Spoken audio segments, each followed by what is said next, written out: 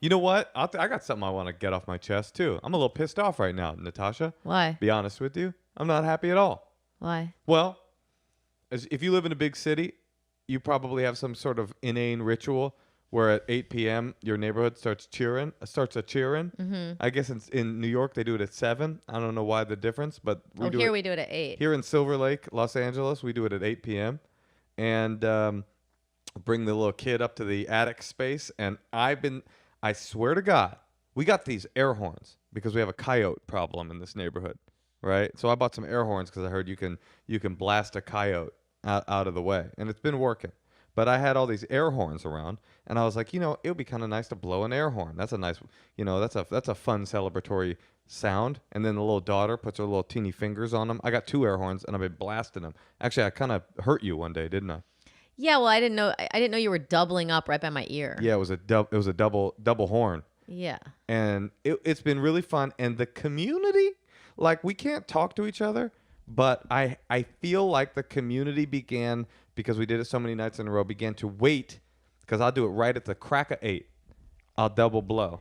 Moshe sits there with his iPhone waiting for it to click. Seconds to click. Yeah, and my little daughter's little fingers on either air horn button. And at the moment it comes... She has her headphones on, too. Oh, yeah, I put these, protective headphones on her, too. And the moment it becomes 8, we double blast. I give it a beep, beep, right? And the neighborhood immediately bursts into their celebratory cheer, right? Mm-hmm. So much so that I thought, well, you know what? I think the hood actually is on to me, and I am the official. You were kind of prancing around the house, you were in charge of it. Yeah, I was like, the hood can feel it. They're like, oh, that horn begins the celebration. Well, guess what happened today? That was sad. At about 7:59 and 49 seconds.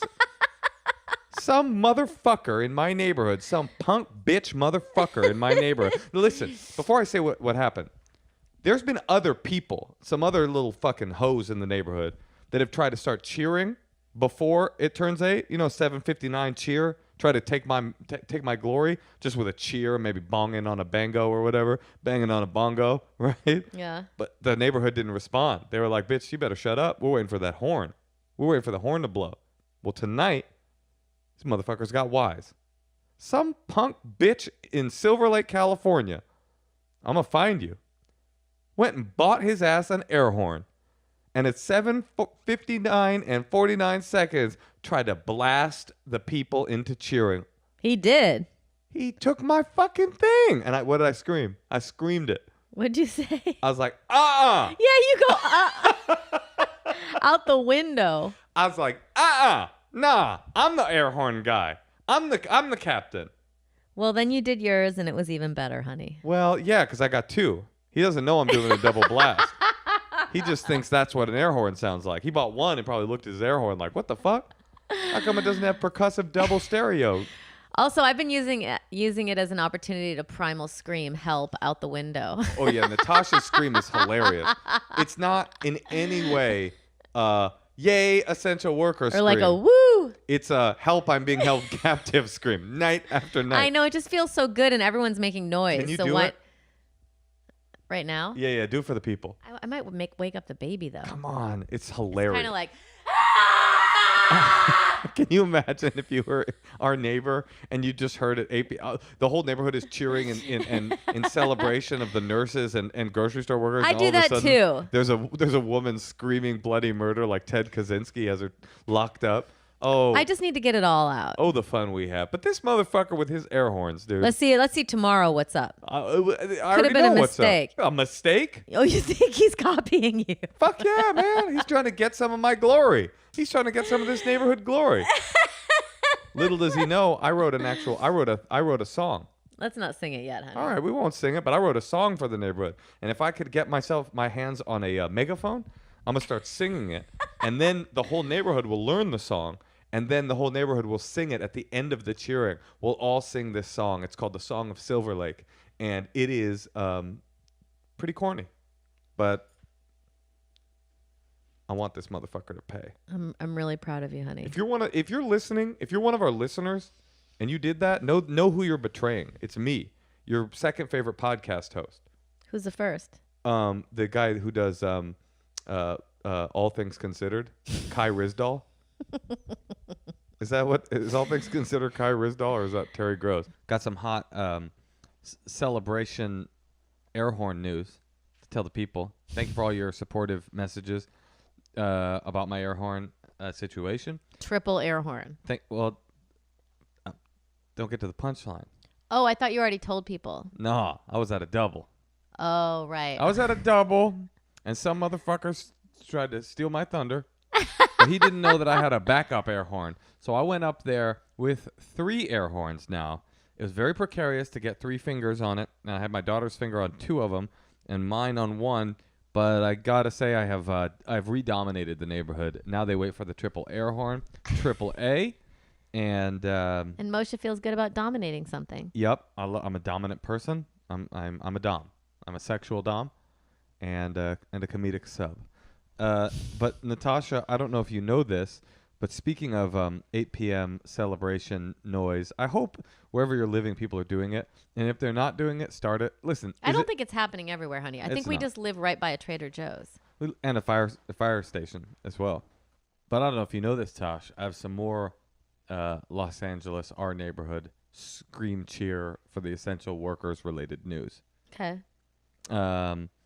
We had a listener write in and tell us that on Nextdoor in our neighborhood, there was a person that complained about how at 8 p.m. they're trying to do a meditation class, and that someone that she was calling the Silver Lake Screamer was disrupting her. Wait, me? I don't know if it's you or not. Well, I'm doing like a primal scream at 8 p.m. Hard to believe it's but not you. I feel like it's blending into what other, it's blending into the wooing, but I just kind of need to let it out. I mean, it's hard to believe it's not you, because if there's more than one person screaming the way you scream, I really wish you would do it. We should all just scream at 8 p.m. Well, people are screaming. Most people are doing the kind of the more traditional, the woohoo. I don't really do that. Or the yeah. I'm not like a team spirit person. No, you're more like a help me. My uncle won't let me out of the basement scream. Anyway, I looked it up and I couldn't find it, but I did find a thread. If you're the listener, give us a screenshot, because I got to read this on the air. The Silver Lake Screamer. I mean, I always called you that privately, but that was more of a sexual thing. Got a hot update on this Airhorn situation. Natasha knows the update, but I don't want to extend the suspense any longer. Found an extra air horn.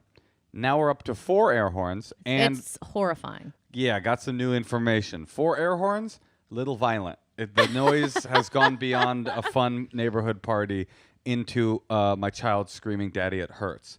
And so we went back down to 3. But for one night, I was king. No, but you said you ordered one that has a 1 mile radius. That's right. What's wrong with you? I don't know. But we'll be down to 1, so I can point it away from our child. We're coming to you live from the bunker. Got a hot air horn update. I got it, guys. I got it in the mail. It's a beast. It's horrifying, Moshe. You have to stop doing it. It's a behemoth. It's a foot tall, and it's on my Instagram if you want to see it for scale with the other one I've been using. The whole plan was to get one big enough that I could point it away from my child to not cause hearing damage. That's not really an option with this, because it hurts from behind. It's so loud. It's for ships, I guess is the best way to describe it. It's for ships.